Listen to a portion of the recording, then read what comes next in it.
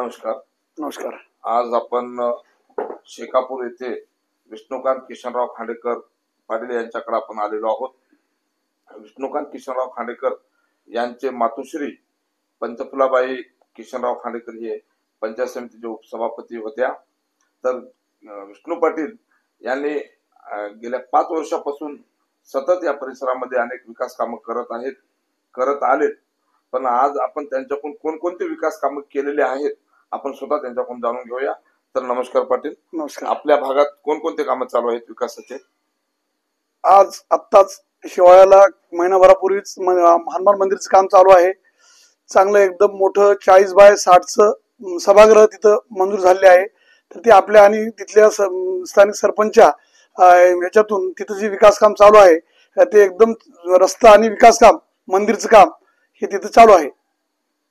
या पलीकडे अजून पुण्या गावात व आलूर येथे बाबासाहेबांचं बुद्धविहार तिथं एकदम चकाचक तिथले सरपंच श्री राजेश्वर देसाई आणि माझ्या माध्यमातून तिथं एकदम सभागृहाचं काम एकदम उत्कृष्टरित्या व शेवाळ्याला बुद्धविहारचं काम, आलूरला बुद्धविहारचं काम असं माझ्या माध्यमातून काम झाले आहे.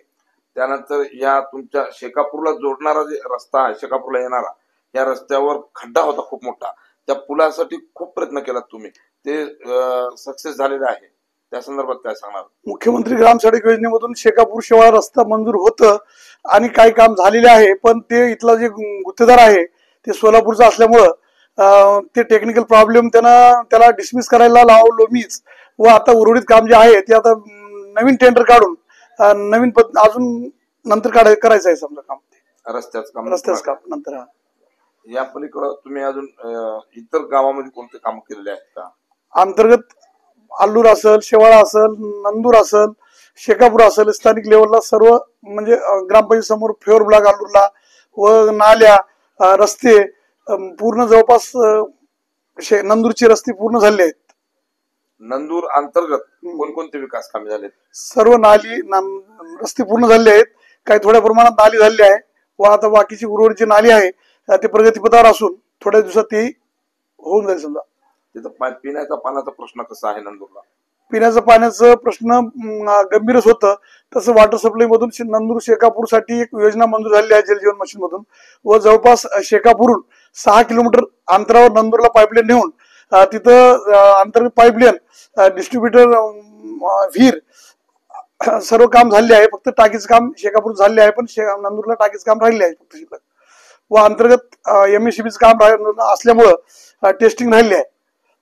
नंदूर शेकापूर हे गट ग्रामपंचायत आहे. या गट ग्रामपंचायतीमध्ये लाईटची सोय आहे का? लाईट विद्युत जे पुरवठा गावात होते ते आता बऱ्याच गावात लाईट अजूनही सोय चांगली झालेली नाही.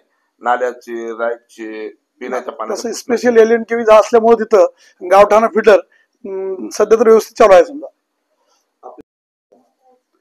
व तसेच निराधार 60 वर्ष श्रावणबाळ या योजनेसाठी मी आलूर, नंदूर, शेवाळा या गावची भरपूर नंदूर, शेकापूर या गावची भरपूर मंजूर केलेला आहे. तसेच माझ्या माध्यमातून विष्णू पाटील या परिसरामध्ये चांगल्या पद्धतीचे परिचित आहेत आणि या भागातील नागरिकांच्या अनेक अडीअडचणी सोडवतात.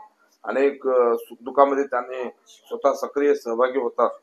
चांगल्या पद्धतीने इकडे त्यांनी संपूर्ण तालुक्यामध्ये त्यांचा चांगला परिचय आहे. शहापूर सर्कल मध्ये खूप मोठ्या प्रमाणात त्यांनी समाजसेवा करतात, जनतेशी संपर्क ठेवतात. चांगल्या पद्धतीने त्यांनी आता 60 वर्ष निराधाराची कामे सांगितले तसंच काम करतात. त्या पलीकडे जनतेची अडीअडचण सोडवत. तर पाटील तुम्ही मैदान करून काही विकास कामे केलेले आहे का? अंतर्गत रस्ते केलेलो आहे, तिथं सभागृह केलेलो आहे, मरुमाई मंदिर केलो, एकदम चकाचक मंदिर आहे. तिचं मंदिर बघलं तर एकदम म्हणजे एकदम लोक सगळे त्या मंदिरचं कोणी नाव घेत असं मंदिर आहे. ते मेन हायवेवरून दिसते ते मंदिर. म्हणजे अनेक विकास कामं सुद्धा या माध्यमातून तुम्ही करत आहात. म्हणजे आलूर, नंदूर, थडी सावरगाव, शेकापूर या विविध गावामध्ये त्यांनी स्वतः सक्रिय होऊन विविध क्षेत्रातून त्यांनी निधी ओढून आणतात.